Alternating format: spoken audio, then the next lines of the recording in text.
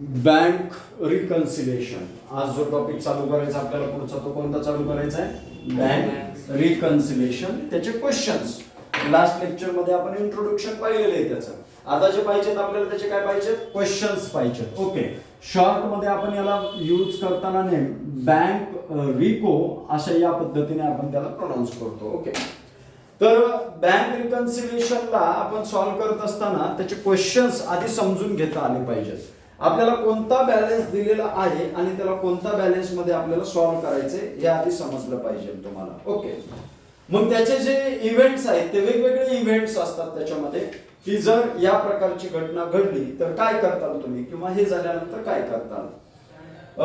Time of recording cashbook आणि time of recording in passbook हे एक 10 याच्यामध्ये 8 ट्रान्झॅक्शन्स आहेत. त्या 8 ट्रान्झॅक्शन्स मी तुम्हाला व्हिडिओमध्ये डिटेलमध्ये घेण्यासाठी मी तुम्हाला देतोय त्याच्यामध्ये, की जर ट्रान्झॅक्शन झालं. पहा, आपल्याकडे किती बुक आहेत? 2 बुक आहेत आपल्याकडे. एक कोणतं बुक आहे? कॅश बुक आहे एक, आणि दुसरं कोणतं बुक आहे? पासबुक आहे.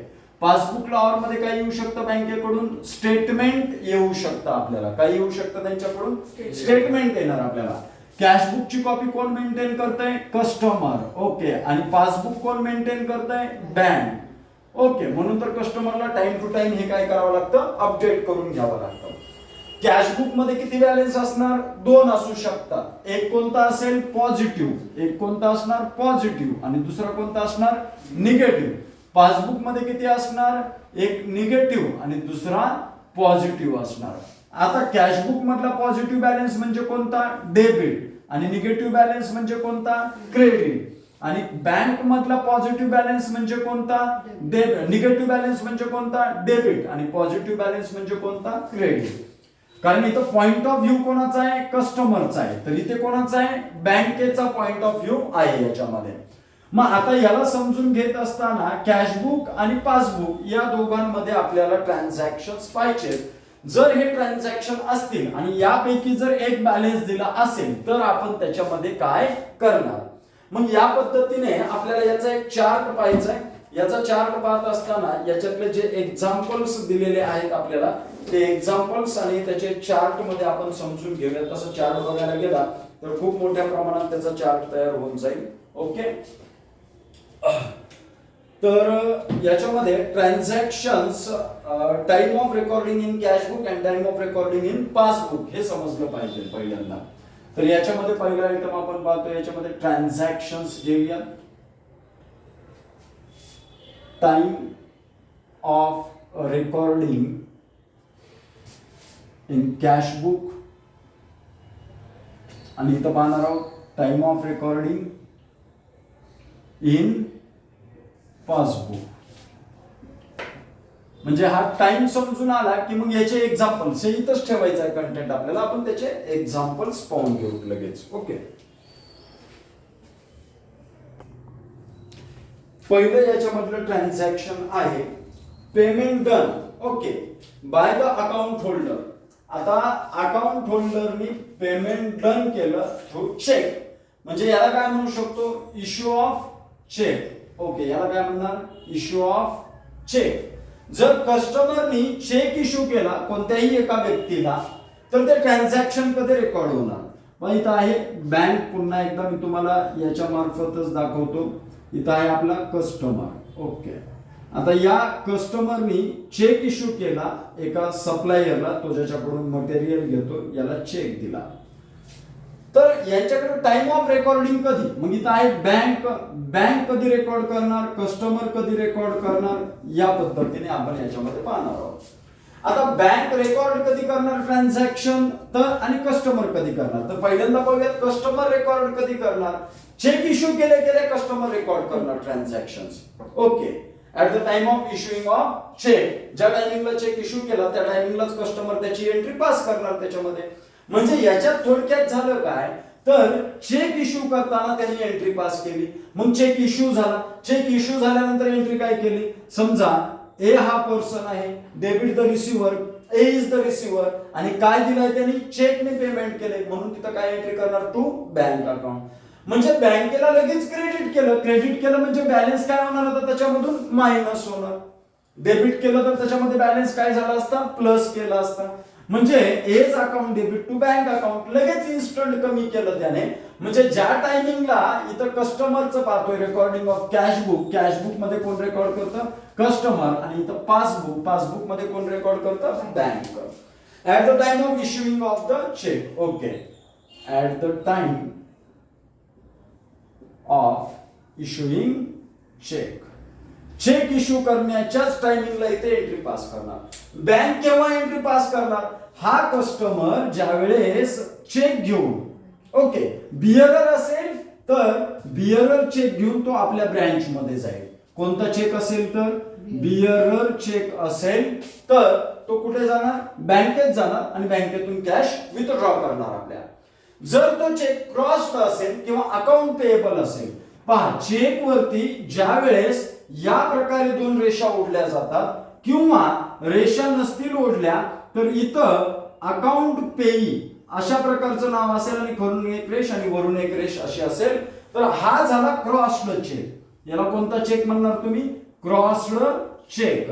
हा क्रॉस्ड चेक असेल तर हा कस्टमर इकडे जाणार नाही. आता मग इकडे न जाता त्याला कुठे जावे लागेल, त्याच्या बँकेमध्ये जावं लागेल. ओके, कुठं जावे लागेल, या कस्टमर, हा ज्या बँकेचा कस्टमर आहे त्या बँकेत जावं लागेल. या बँकेत गेल्यानंतर तो इथं चेक काय करणार, डिपॉझिट करणार. चेक काय करणार, डिपॉझिट करणार. मग चेक डिपॉझिट केल्यानंतर ही ब्रँच, याची बँक आपल्या बँकेला ते चेक पाठवते, बरोबर, क्लिअरिंग साठी म्हणतो आपण त्याला. मग या बँकेत चेक आल्यानंतर इथून ज्या वेळेस पेमेंट डन होईल, ओके, म्हणजे चेक ज्या वेळेस क्लिअर होईल त्यावेळेसच आपली ब्रँच एंट्री पास करणार. तोपर्यंत एंट्री पास करणार नाही. आणि या प्रोसेसला 2 ते 3 दिवसाचा वेळ लागतो वर्किंग डेज मध्ये. कमीत कमी आता 2 दिवसाचं आलेले, 2 वर्किंग डेज लागतात त्याच्यासाठी. At the time presenting the cheque to the bank for payment or clearing the funds. At the time of clearing असं म्हणू शकतो आपण त्याला. At the time of clearing cheque. ज्यावेळेस चेक क्लिअर होईल त्यावेळेसच त्याचं ट्रान्झॅक्शन पासबुक मध्ये एंटर केलं जाईल. तोपर्यंत ते ट्रान्झॅक्शन पासबुक मध्ये एंटर होणार नाही. कळलं हे?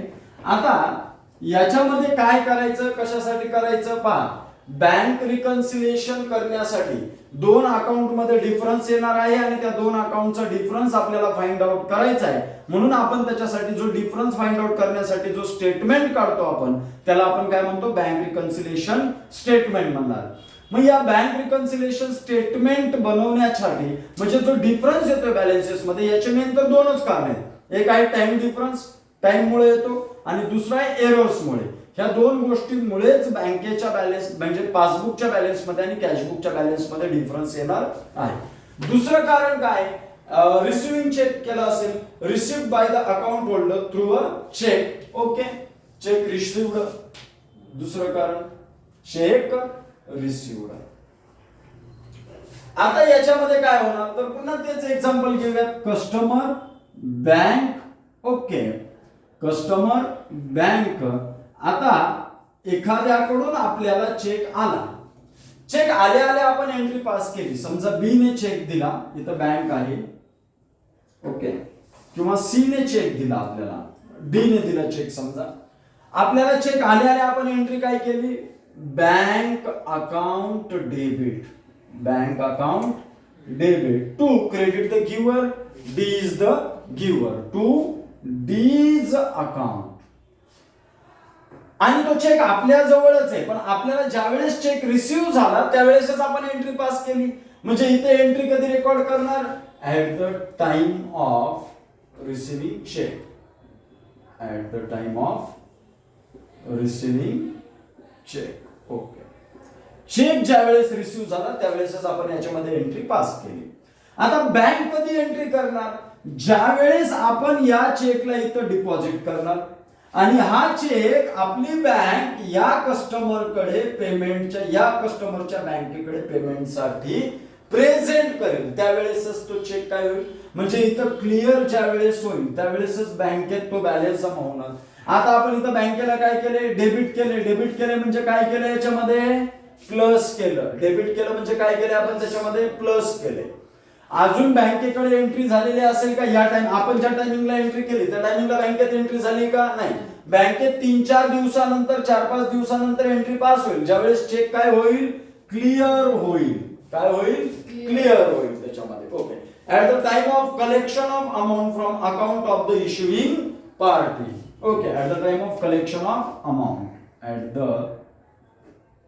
Time of collection of amount. ज्या टायमिंगला बँकेमध्ये अमाऊंट कलेक्ट होईल त्या टायमिंगलाच आपल्या बँकेमध्ये एंट्री पास होणार. पुढचे ट्रान्झॅक्शन आता समजून घेऊयात एक एक. हे झाले 2 ट्रान्झॅक्शन. पुढचं ट्रान्झॅक्शन काय दिले collection of bill cheque directly on behalf of the account holder. आता अकाउंट होल्डरच्या वतीने ज्या वेळेस त्याच्यामध्ये आपण बँकेकडे बिल दिलं आपण बिल ऑफ एक्सचेंज असेल तर ते बँकेला दिलं कलेक्शनसाठी की तुम्ही हे कलेक्शनला ठेवा. बिल ऑफ एक्सचेंज टॉपिक तुम्हाला माहिती असेल तर त्याच्यामध्ये आपण ज्या वेळेस bill send to bank for collection ची एंट्री पास करत होतो तर त्यासाठी bill send to bank for collection account debit to bills receivable account या पद्धतीने एंट्री पास केली. भलं ते बिल रिसिव्ह केलं तर बँकेने पण बँक अकाउंट डेबिट करता येणार नाही. हा ज्या वेळेस बँकेने कलेक्शन केला आपण इथे बँके इथे आणि बँकेने कस्टमर कडून कलेक्शन केलेलं आहे हा आपला कस्टमर असेल. आपला कस्टमर आहे आपण बँकेचे कस्टमर आहे. ओके. इथं जो कस्टमरचं मिनिंग आहे हे आपण बँकेचे कस्टमर आणि हा जो कस्टमर आहे हा आपला कस्टमर आहे. म्हणजे आपण त्याला वस्तू विकल्या होत्या उधारीवरती आणि त्या उधारीच्या वस्तूच्या बदल्यात सिक्युरिटी म्हणून त्याने बिल दिलं आपल्याला बिल ऑफ एक्सचेंज. बिल म्हणजे सेल बिल वगैरे परचेस केल्यानंतर जे बिल मिळतं ते बिल नाही. बिल ऑफ एक्सचेंजचं बिल यांनी दिलं याच्यामध्ये ते इंडियन निगोशिएबल इन्स्ट्रुमेंट ऍक्टच्या अंडर बिल ऑफ एक्सचेंज येणार आहे. त्याच्या एंट्रीज पण आपल्याला येणार आहे त्याच्यामध्ये. ओके. मग हे बिल ऑफ एक्सचेंजचं जे बिल याला दिलं बँकेने याच्याकडून कलेक्ट केलं. ओके. बँकेने काय केलं कलेक्ट केलं. ओके. Collection of bills. आता काय पाहतोय आपण कलेक्शन ऑफ बिल. ओके. आता बँकेने कलेक्ट केले आपल्याला माहिती का अजून तो व्यवहार ते कलेक्ट झाले का नाही झालं आपल्याला केव्हा कळणार ज्यावेळेस आपण बँकेत जाणार आणि पासबुक प्रिंट करून घेणार. पासबुक कोण देतं बँक देतं. कोणाकडे असते त्याची कॉपी कस्टमरकडे असते. मग कस्टमर जोपर्यंत पासबुक घेऊन जात नाही बँकेत आणि ते प्रिंट करून घेत नाही तोपर्यंत कस्टमरला माहिती होणार नाही. हा आत्ताचा जमाना नाही. हे केव्हाचं सांगतोय मी 10-15 वर्षापूर्वीचं सांगतोय ज्या टायमिंगला टेक्नॉलॉजी एवढी डेव्हलप नव्हती म्हणजे मोबाईल फोनचा यूज वगैरे बँकिंग सिस्टीम मध्ये केला जात नव्हता त्या टायमिंगचं मी हे सांगतोय. कारण आता संपूर्ण बँकच मोबाईल सिस्टीम मध्ये आलेली आहे त्याच्यामध्ये. ओके. तर या पद्धतीने ज्यावेळेस पासबुक प्रिंट होईल त्यावेळेस कस्टमरला त्याचं नॉलेज व्हायचं आणि त्यावेळेस तो रेकॉर्ड करायचा. पण बँक कधी रेकॉर्ड करणार कलेक्शन केल्या रेकॉर्ड करणार त्याच्यामध्ये. ओके. मग बघा at the Wien the entry posted in passbook. Okay. हा कधी पास करणार entry posted in passbook. Passbook मध्ये एंट्री पोस्ट झाली की कस्टमर रेकॉर्ड करणार आणि पासबुक मध्ये कधी होणार when the amount is collected by the bank. Amount collected at the time of amount collected. Bank कधी एंट्री कर मग मला सांगा इथं एंट्री आधी बँकेने केली का कस्टमरने केली बँकेने केली. हे नॉलेज लक्षात ठेवा. इथे एंट्री कोणाची झाली आधी बँकेची झाली. चला पुढे काय दिले direct payment to the third party on behalf of the account holder. मग आता मला सांगा इथं बँकेकडं प्लस झाली का मायनस झाली अमाऊंट. ओके. प्लस झाली म्हणजे काय केले बँकेने क्रेडिट केलेले. कस्टमरला अजून माहिती आहे का नाही कस्टमरला माहिती झालं कस्टमरने काय केलं इथं डेबिट. बँकेने काय केलंय क्रेडिट. कस्टमर काय करतोय डेबिट. आता पैसे आलते इथं पैसे आले होते त्याच प्रकारे बँकेने कोणाला तरी पैसे दिले ज्याचे द्यायचे असतील. स्टँडिंग इन्स्ट्रक्शन म्हणतो मी याला. काय म्हटलं तुम्ही याला स्टँडिंग इन्स्ट्रक्शन.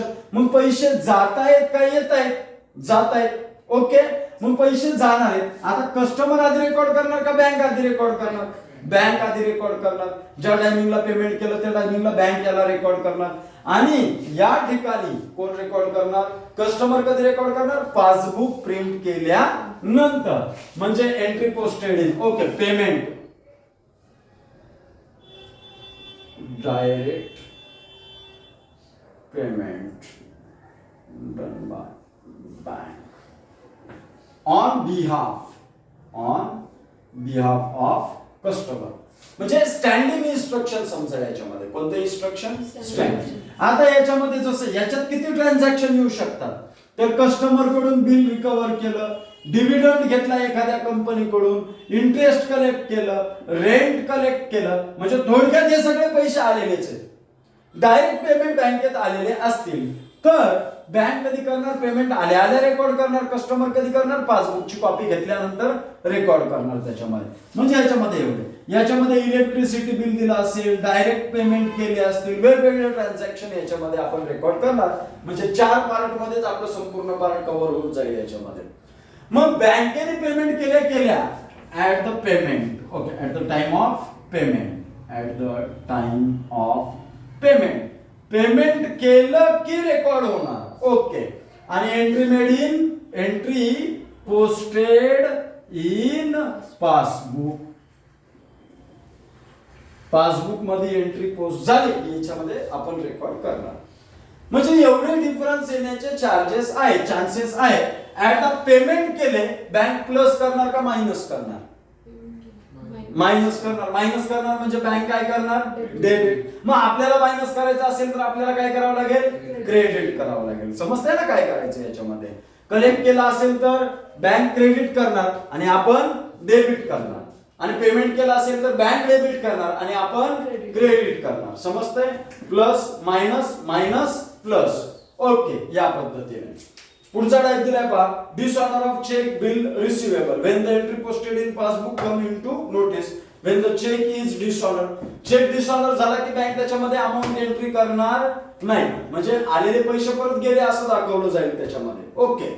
पुढे बँक चार्जेस लेव्हिड बाय बँक. आता बँकेने चार्जेस लावले म्हणजे त्यांचे पैसे कट करून घेतले ना बँकेने. कस्टमरला कधी करणार? पासबुक मध्ये एंट्री आल्या नंतर कळणार. ओके. पुढे interest and dividend credited by the bank. बँकेमध्ये क्रेडिट झाले म्हणजे काय केले त्यांनी? कलेक्ट केले. तर आपल्याला काय करावं लागेल? नंतर डेबिट करावं लागेल. त्यांना प्लस केले त्यांनी तर आपल्याला पण प्लस करायचं म्हणल्यावर काय करावं लागणार? डेबिट करावं लागणार त्याच्यामध्ये. Interest debited by the bank. बँकेने इंटरेस्ट डेबिट केला म्हणजे बँकेने काय केले? प्लस केला असेल का मायनस केला असेल बॅलन्स? मायनस केला असेल तर आपल्याला काय करावं लागेल? बँकला क्रेडिट करायचे म्हणजे interest account debit to bank account. अशा प्रकारे एंट्री पास करावी लागेल आपल्याला. समजतं इथपर्यंत? आता एक एक ट्रान्झॅक्शन बघूया आणि त्या ट्रान्झॅक्शनचा परिणाम अकाउंटवर कशा प्रकारे पडणार म्हणजे त्याचं याच्यामध्ये रिकन्सिलेशन कशा पद्धतीने करणार तो समजून घेऊयात पार्ट आपण याच्यामध्ये. एक ट्रान्झॅक्शन घेऊयात समोर आणि त्या ट्रान्झॅक्शन्सला काही सॉल्व्ह करूयात आपण इथे. ओके.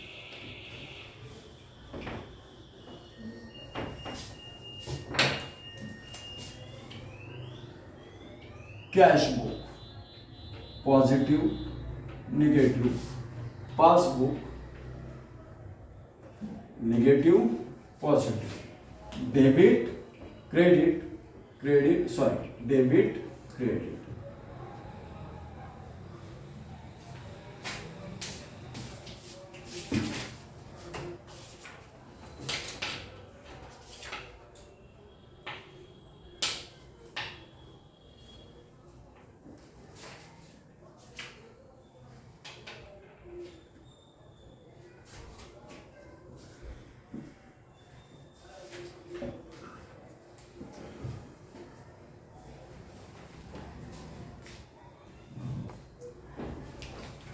तर हा आहे क्वेश्चन.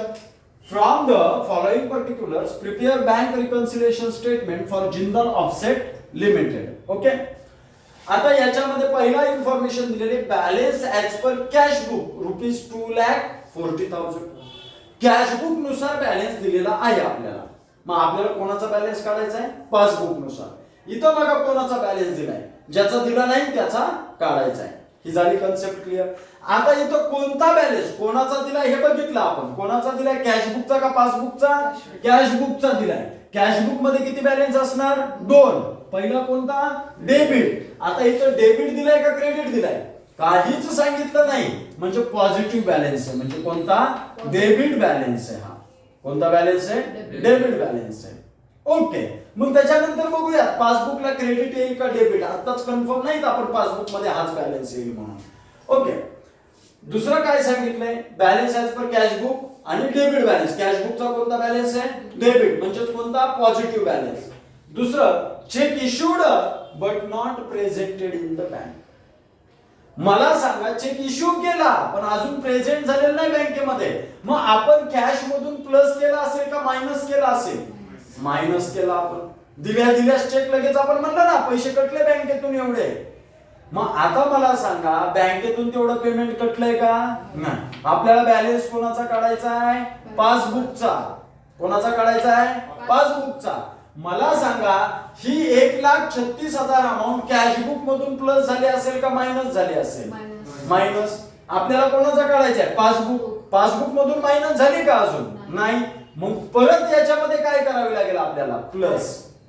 बरोबर ना, अगोदर काय केली आपण, मायनस, आता काय करावे लागेल, प्लस. ओके, म्हणजे याला काय करणार आपण, याच्यामध्ये ऍड करणार. समजली पहिले. दुसरं ट्रान्झॅक्शन. ओके, सो तिसरं, cheque deposited in the bank but not at clear 90,000. Cheque आपण बँकेत डिपॉझिट करायला दिला. चेक देताना आपण या बॅलन्स मध्ये ऍड केला असेल का मायनस केला असेल, ऍड केलेला आहे अगोदर. काय केलेलं, पैसे आले म्हणून लगेचच ऍड करून टाकले. पण बँकेत अजून तेवढे पैसे आलेले आहेत का. मग आपल्याला बॅलन्स कोणाचा काढायचा आहे, बँकेनुसार. म्हणजे हे तर आपण प्लस केलं, cheque received, cheque issued but not presented. काय केलं आपण, पॉझिटिव्ह बॅलन्स मध्ये प्लस केलं. बरोबर. आता याच्यामधून काय करणार आपण, याला जे चेक आलाय आपल्याकडे, तो आलाय का ऑलरेडी, नाही. अगोदर काय केलंय आपण, प्लस. आता काय करावं लागेल, मायनस. तर आपल्याला कोणाचा बॅलन्स मिळेल, पासबुक. पासबुक मध्ये याची एंट्री आहे का, नाही. म्हणून याला काय करणार आपण, मायनस. झाली ही पण कन्सेप्ट क्लिअर. पुढे, बँक चार्जेस अमाउंट टू ₹300. बँकेने त्यांचे चार्जेस 300 रुपये लावले. आपल्या इकडे काय झालंय का अजून इफेक्ट, कोणी लावले चार्जेस, बँकेने. आपल्याला माहितीये का, नाही. म्हणजे आपण अजून त्याची एंट्री केली का, नाही. आपला बॅलन्स कमी होणार का वाढणार, कमी होणार. मग काय करावं लागेल, मायनस. ओके, कळतंय ना, समजतंय ना. याला पण काय करणार आपण, मायनस. पुढे गेलो अजून आपण, इंटरेस्ट क्रेडिटेड बाय बँक. आपल्याला माहितीये का बँकेने क्रेडिट केलंय, बँकेने क्रेडिट केलंय म्हणजे प्लस केलंय का मायनस केलंय. बँकेचा बॅलन्स वाढलाय का कमी झालाय, वाढलाय. आपल्याला माहितीये का अजून, नाही. मग आपल्याला काय करावं लागेल, मायनस करावं लागेल. आपल्याला कोणाचा बॅलन्स काढायचा, बँकेनुसार. बँकेत काय झालंय, प्लस. आपल्याला बी काय करावं लागेल, प्लस. कारण बॅलन्स कोणाचा आहे, कॅश बुकचा. काढायचा आहे कोणाचा, पासबुकचा. समजलं इथपर्यंत. चला मग जाऊयात आता डायरेक्ट याचं स्टेटमेंट प्रिपेअर करूयात. Bank reconciliation statement. काय प्रिपेअर करायचं आपल्याला, इथं देतोय मी तुम्हाला सोल्युशन. काय बनवायचं आपल्याला, bank reconciliation okay statement. Format,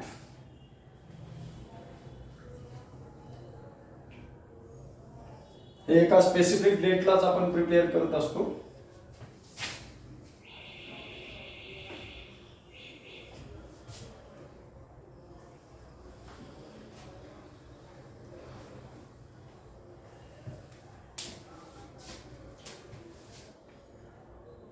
serial number, particulars,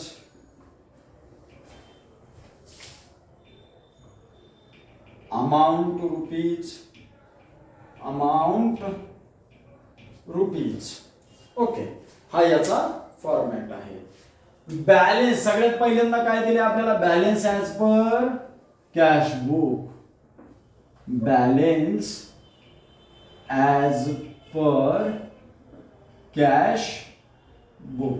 positive आहे का निगेटिव्ह आहे, पॉझिटिव्ह. म्हणजेच कोणता, डेबिट बॅलन्स. ओके, म्हणजेच कोणता, डेबिट बॅलन्स. ओके, किती दिलेला आहे इथं आपल्याला, 2,40,000. आलेला आपण डायरेक्ट कोणत्या कॉलमला, आउटर कॉलमला. समजलं हे पार्ट याच्यामध्ये.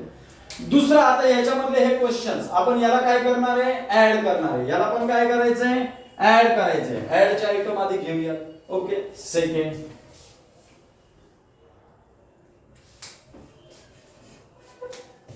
ऍड. ऍड मध्ये पहिला आयटम काय ऍड करणार आपण याच्यामधला, A item. Okay, cheque issued but not presented एवढंच लिहिणार. Cheque issued but not presented for payment. कितीचा चेक होता, 1,36,000. 1,36,000. दुसरं ऍड होणारं ट्रान्झॅक्शन कोणतं आहे, interest directly credited by bank. Directly credit केलंय ना, किंवा interest credited by bank. Interest credited by bank. किती इंटरेस्ट क्रेडिट केलाय, 1,250. याची टोटल करून आउटरला लिहिणार आपण. किती येणार बघा, 1,37,250. हे प्लस करणार आहेत का मायनस करणार आहेत आपण, त्याच्यामध्ये प्लस करणार आहे. ओके,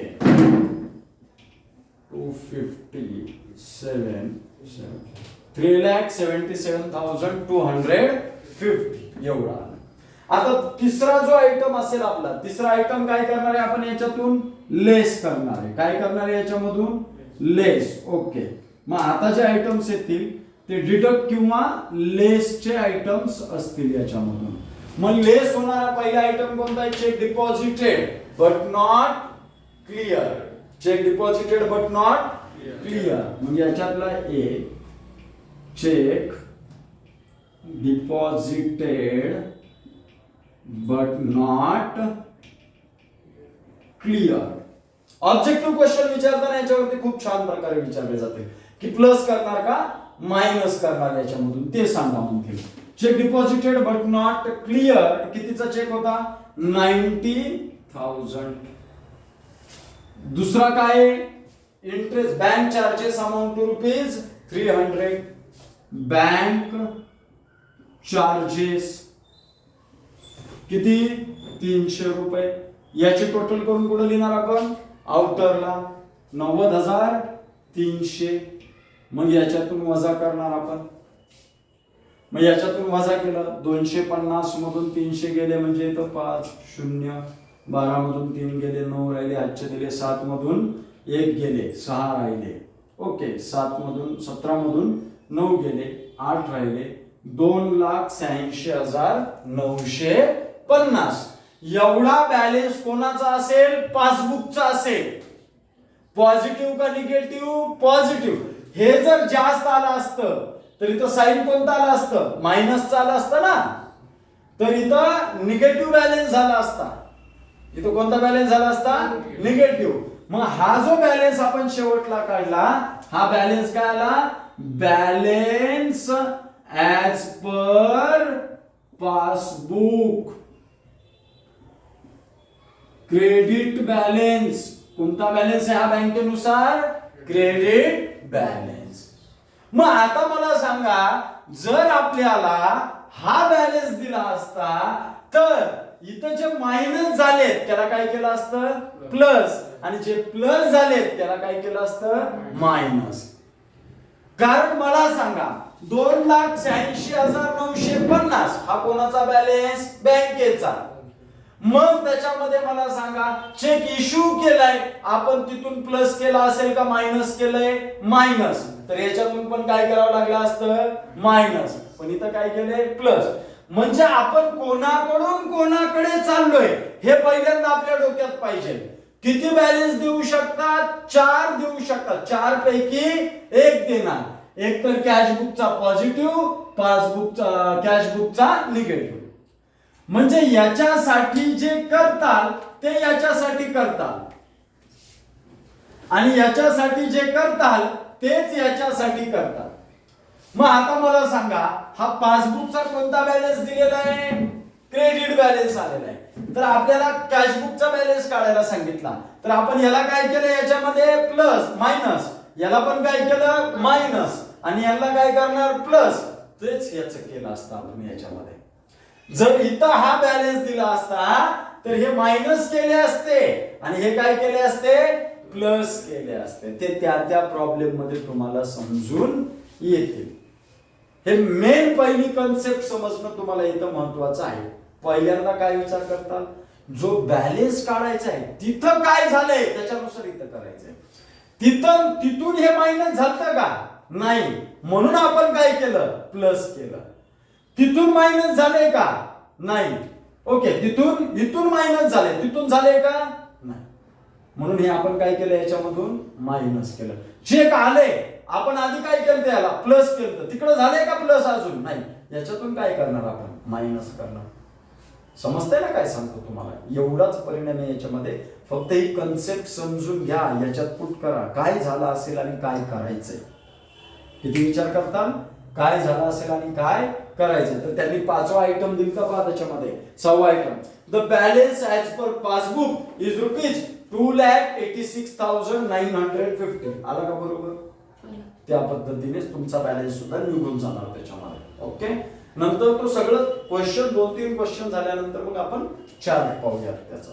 ओके ठीक आहे. त्याला सॉल्व्ह करून घ्या. पुढचं इलिस्ट्रेशन 3rd, इलिस्ट्रेशन 4th याला पण पाहून घ्या. 3rd आणि 4th. ओके.